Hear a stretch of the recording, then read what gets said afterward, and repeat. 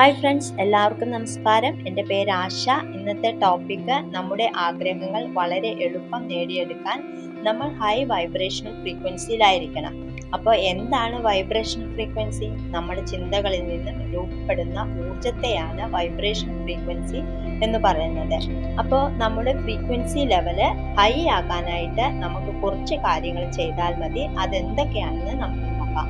ഒന്നാമതായിട്ട് ഗ്രാറ്റിറ്റ്യൂഡാണ്. അപ്പോൾ കാലത്ത് എഴുന്നേറ്റാൽ ഉടനെയും രാത്രി കിടക്കുന്നതിന് മുമ്പായിട്ടും ഇന്നേ ദിവസം തന്നനുഗ്രഹിച്ചതിനും അതുപോലെ തന്നെ നിങ്ങൾക്കുള്ളതിനും ദൈവത്തോട് നന്ദി പറയുക. അപ്പോൾ നന്ദി പറയുമ്പോൾ ഹൃദയത്തിൽ കൈവച്ച് ഫീൽ ചെയ്ത് പറയുക.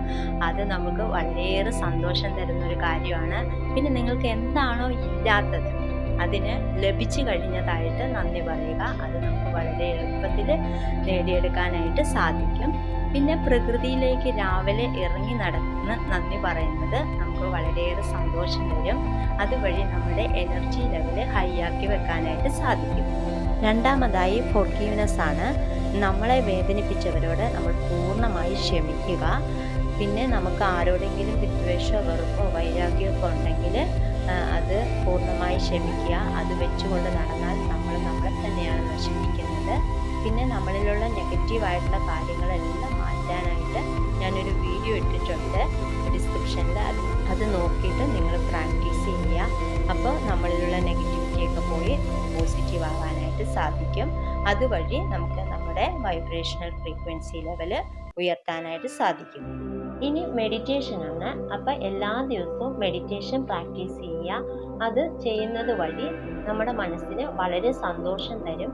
ഇത് നമുക്ക് നമ്മുടെ എനർജി ലെവല് ഹൈ ആക്കി വെക്കാൻ സാധിക്കും. പിന്നെ അടുത്തതായിട്ട് നമ്മുടെ ചിന്തകളെ ശ്രദ്ധിക്കുക എന്നുള്ളതാണ്. നമുക്ക് ആവശ്യമുള്ള കാര്യങ്ങളിലേക്ക് മാത്രം ഫോക്കസ് ചെയ്യുക. എപ്പോഴും പോസിറ്റീവായിട്ട് ചിന്തിക്കുക. പോസിറ്റീവായിട്ടുള്ള ആളുകളുമായി കൂട്ടുകൂടുക. അത് നമ്മളുടെ സന്തോഷം എപ്പോഴും നിലനിർത്താനായിട്ട് സാധിക്കും.